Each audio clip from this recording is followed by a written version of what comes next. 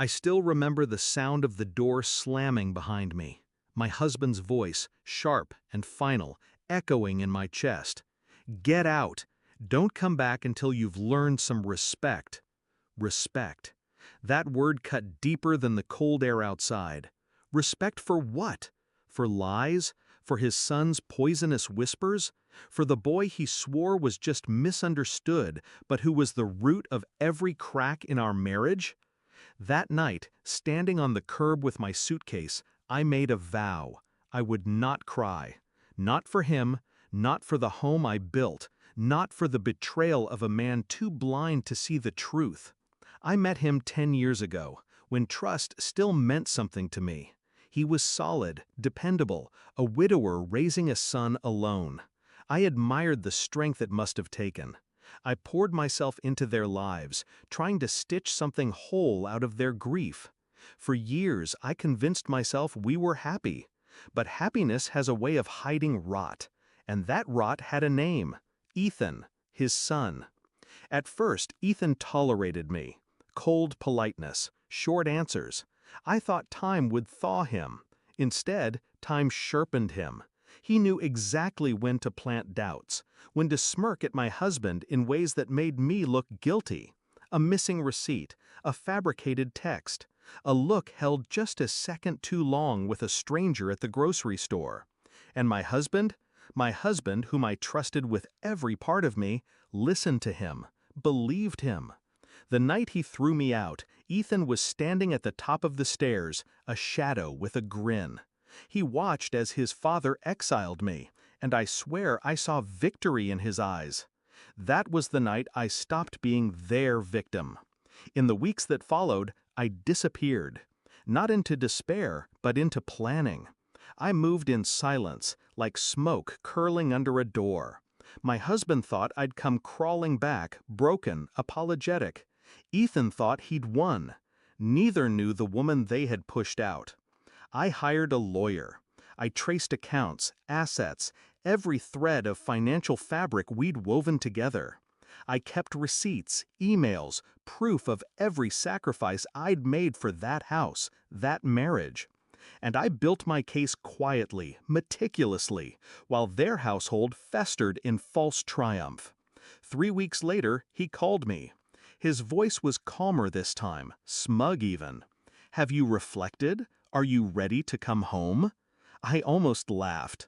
I told him yes, I was ready to see him. He thought it was reconciliation. It was Judgment Day. When I walked back into that house, I wasn't the broken woman he'd cast out. I was ice. Controlled, calculated. Ethan lounged on the sofa, that same smirk painted on his face, certain I was about to beg. Instead, I pulled out the envelope. Thick, heavy, legal. I placed it on the table between us. "Divorce papers," I said simply. The silence that followed was delicious. My husband's jaw slackened. Ethan sat up straighter, the color draining from his face. For the first time, he lost control. This is a mistake," my husband stammered. "No," I said, my voice steady. "The mistake was believing lies over love. The mistake was letting your son destroy what we had. And now the mistake is yours to live with." Ethan exploded first. "What the hell is this? You can't just—" I cut him off with a look so cold it froze him mid-sentence. For years, I'd given him patience, kindness, silence. That night, I gave him the truth. "You wanted me gone, Ethan. Congratulations. I'm gone. But I'm taking half of everything with me. The house, the accounts, the security you thought you had locked under your father's name, it's mine now too." His mask cracked. He swore, shouted, cursed, but I barely heard him. I watched my husband, the man who once called me his anchor. He looked smaller now, powerless. And for the first time, he saw the cost of his blindness. I left them with the paper still trembling in his hands. I didn't look back. I didn't need to. Their silence followed me out the door, heavier than the slam that once cast me into the street. Now I sit here reflecting, not on my failures, but on my strength. He asked me if I'd reflected, and I have.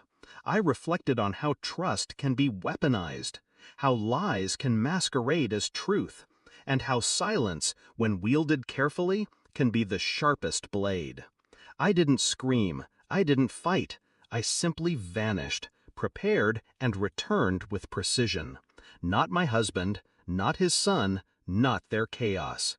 My life, my peace, my victory.